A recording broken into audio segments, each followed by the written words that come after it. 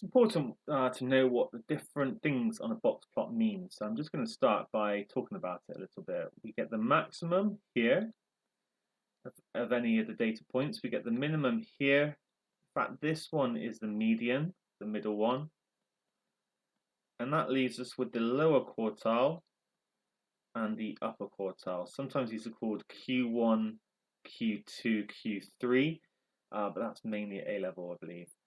So what's special about them? Well, min and max makes sense. Median is the point at which the middle value happens, and then the lower quartile is actually where you're a quarter of the way through the data, and upper quartile where you're 3/4 of the way through. And what that means is you're sort of given your 25% chunks throughout the data. That helps you get a feel for the spread of the data. So that's it. That's what the box plot's indicating visually. This is called a 5-number summary. So state the median salary. We can read off the graph. We know it's here. Each little box is going to be worth 1,000, so this is going to be 37,000. And the interquartile range is actually this middle 50%.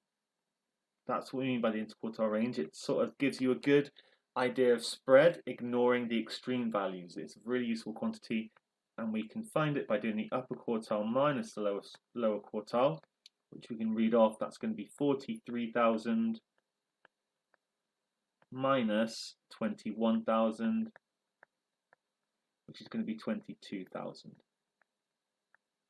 So that's it for Bexbridge biscuits. Let's have a look at Camford Cookies. So here we are asked to draw a box plot. The highest paid worker earns 85,000. That's going to be the maximum. The lowest, so that's going to be the minimum. We'll work that out in a minute. 25% of the workers earn more than 50,000. Aha, I did talk about this. So if this is 25%, then that basically gives us the upper quartile. That's what that is saying. 25% of the workers earn more than, that's the upper quartile, and 25% earn less than a certain amount, it's going to be the lower quartile, and then we're left with the median. So we can put all of these on. We just need to work out what 20% of the highest paid worker is. So 20% of 85,000 is 20% times 85,000. We can put that into a calculator, or we can work out 10% by dividing by 10. That's going to be 8,500, and then we can double it to get 20%, and that's going to give us 17,000. So that's our 5-number summary for Camford Cookies. Let's draw it on the diagram in a very similar way. So the highest person is 85%. The lowest person is 17. Sorry, did I say 85,000%? Just 85,000 pounds. The lowest is 17,000 pounds. The upper quartile was 50,000. The lower quartile was 28,000. And the median was 37,000. Draw this up to make a box. Connect these to make what we sometimes call the whiskers. And hey presto, we have a box plot for Camford Cookies. The last bit is to make some comparisons between the distribution of the salaries between Bexbridge biscuits and the salaries at Camford Cookies. And I'm going to cheat a little bit and just refer to the mark scheme for this. So, there's a few things you could say. The interquartile range is actually the same for both. They have this distance here, if you were to calculate that for Camford Cookies. The range for Camford Cookies is higher, something like that. So yeah, this distance here is higher.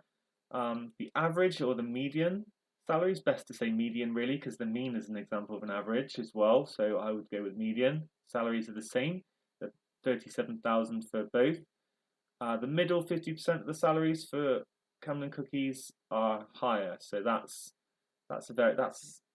middle 50% of salaries. Oh, so that's saying the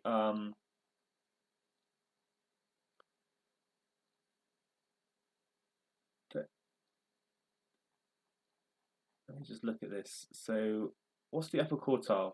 The upper quartile for this one was 43,000, whereas it's higher for Camford Cookies. We're sort of, okay, they're just saying they're shifted up. So the middle 50% are shifted up. Even though the interquartile range is the same, then that seems a bit the less obvious ones. Now, the mark scheme doesn't accept you just saying that the maximum value for one of them is more than the other one. Like, it wants a bit more detail, which seems harsh because it's not very specific. But basically, whenever you see comparison questions like this, be thinking median comparison, and I would go with something regarding the spread, such as interquartile range.